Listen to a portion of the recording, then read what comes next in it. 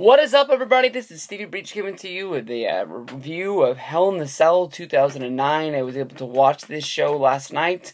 Honestly, I don't know. Maybe last night wasn't the best night to be watching wrestling for me. I sat down to watch this show, and after I watched a few matches, I thought maybe that I would be turning the show off, and maybe I would finish it another time. But one thing led to another, and I ended up making it through the whole entire show. It is a very weird show. There's 3 Hell in the Cell matches, and they wanted to space those out, so that they wouldn't be all sort of back to back to back. So, this show leads off, with the Hell in the Cell match of CM Punk versus Undertaker, which is a very weird way, to watch, Hell in the Cell matches, unless you're watching, like, maybe the Hell in the Cell, compilation, that came out. It just happened to be sitting right there. Which is going to be Hell in the Cell matches all the way through, which to me, honestly, if you were just to sit down and watch the stipulation matches like that, it would be a lot like when I sat down to watch, the ladder matches, Volume 2. By the time you got to your 4th or 5th ladder match, it's just sort of pointless watching them, because it just seems like they're all doing the same things over and over and over again, and that's sort of the same feeling that I got. This tended to be the night of the steel chair inside of the Hell in the Cell after it was so prominently featured in the first match and then brought out again in the second match. Why would they leave them lying around for the third match in the Hell in the Cell? But those are just my early thoughts about the show. Once I sat down to start watching it, I thought that CM Punk and Undertaker had a very good match inside the Hell in the Cell. Then again, it was the first match that was in there. Again, by the end of the night, it was sort of like, good God, another one of these. The Punk and Taker match has a whole bunch of sort of controversy surrounding it. A lot of people know that Undertaker went to Vince and asked for CM Punk to be stripped of the championship, basically because he felt that he didn't act the part of a championship, or act the part of a champion when he was out there on the road. He sort of dressed like he did now, and I think that Taker wanted him to sort of maybe look like he had some money in his pocket instead of walking around like a bum. And instead of putting thoughts around what he was doing and trying to put it in a better light, when Taker said something to him about it, he immediately just pointed at Shawn Michaels and said, well, why does he get to dress like that? And, Shawn Michaels has been in the WWE for years and years, and he's a proven commodity in 2009 about everything that he could do and everything that he was worth to the company. And CM Punk, is, I believe this would be his second run with the championship, I'm pretty sure, after winning it at the TLC with Jeff Hardy. And no, he was the champion at TLC, so it was when he cashed it in on Hardy, I think, is when he started this run. I can't remember what pay-per-view that was, but that's sort of the reason why he went this way. But Taker ends up beating CM Punk, making up for the screw job at Breaking Point, the one and only Breaking Point's a pretty bad pay-per-view that nobody ever really talks about, everybody really remembers, because there's no legacy that goes along with it. Taker beats Punk with the Tombstone and the Cell to become the new World Heavyweight Champion. From there, we go to a very good Intercontinental Championship match. John Morrison and Dolph Ziggler, where Morrison wins after hitting the Starship Pain. Mickie James had a short match against Alicia Fox, which I believe is her first WWE pay-per-view at this time, where she wins. I'm not Alicia wins, but she should have won. No, that would have been awesome. She would have had to wait all the way another year to become champion at the Fatal 4-Way. Mickie James wins with the DDT in the ring. Nothing really special about this match, just that it's Mickie James and Alicia, two of my favorites out there.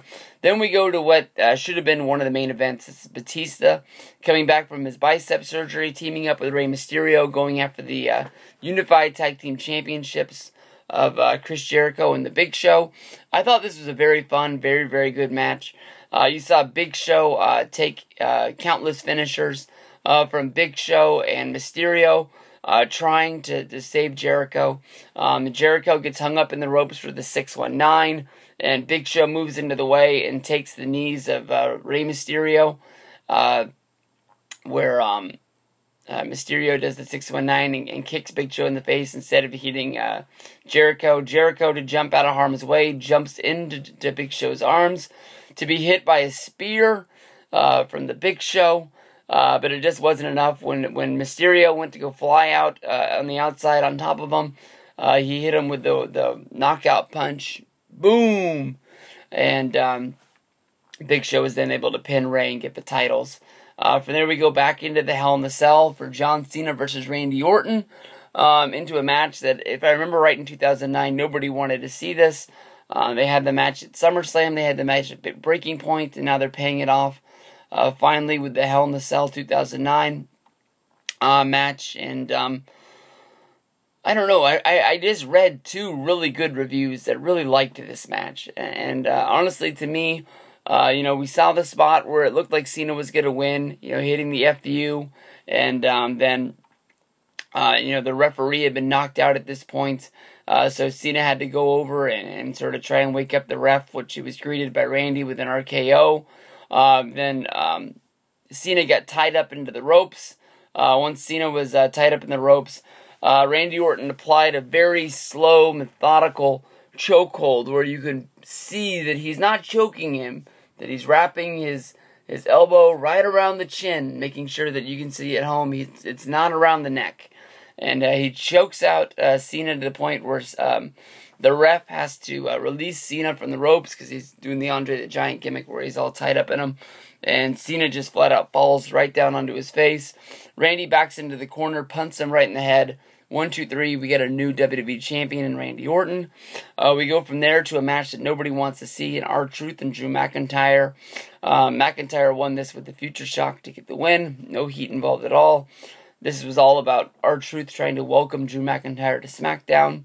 From there we go to a 3-way, which was pretty fun. Kofi, The Miz, and Swagger finish came with basically everybody trying to make sure that they hit their finisher, which made it pretty exciting. Miz hit the skull-crushing finale onto Kingston as he was getting the pin. Swagger put Kofi's foot on the rope, which had Swagger then hit Miz with the Swagger bomb. Then Kofi hit Swagger with the Trouble in Paradise, and then to add insult to injury, Kofi pinned The Miz to show you that Swagger would have won if it wasn't for him hitting the move. So Kofi walks out the United States Champion again. And then we go to the main event, DX versus Legacy. One of the first times that they were really going to make Cody Rhodes. And this was supposed to be a big stepping stone for Legacy because Randy had won the WWE Championship. And so he was telling Legacy to go out there and make sure he didn't let them down. And as DX was making their entrance, they were attacked by Legacy, which basically they brawled around the outside of the cell before finally Cody Rhodes hit the crossroads on Triple H on the entrance ramp. Then they threw Shawn Michaels inside of the Hell in the Cell, and they were able to lock the door for the 2-on-1 advantage. And from there on out, it's just sort of the slow, methodical playing around with Michaels 2-on-1, beating him up, while Triple H is trying to find a way to break into the cell, where he basically takes a steel chair and he's banging it on the door and he's trying to pry open the lock. And finally he gets to the point where it looks like Triple H just gives up and he walks off. Sort of like, there's nothing I can do here. There's nothing I can do to help the situation. And he just walks to the back. He just takes off. And Michaels is able to spur some comebacks every once in a while, but it looks like it's finally going to be over. And, Triple H is going to abandon Shawn Michaels, and Legacy's got to get the win. And then from out of the back, Triple H comes running down with a pair of bolt cutters. He cuts open the lock, beats up DiBiase. DiBiase gets locked outside of the cage for the 2-on-1 advantage of DX on Cody Rhodes. And they do the double hit at the same time where Triple H nails Cody in the face with the sledgehammer. While Shawn delivers the Sweet Chin music, they're able to get the 1, 2, 3, and as they get the win, they load up the Hell in the Cell, and immediately Ted DiBiase hits the ring, only to be greeted by a Sweet Chin music to end the show for Shawn Michaels. Honestly, in my memory bank, I had thought that Legacy had won this match. I thought that basically they beat down on Michaels enough to the point where Michaels had to tap out, and that's how it went down. So when I saw this ending, I sort of popped and I sort of marked out, because it wasn't what I was expecting. It wasn't what my memory remembered. The show was good. It wasn't great.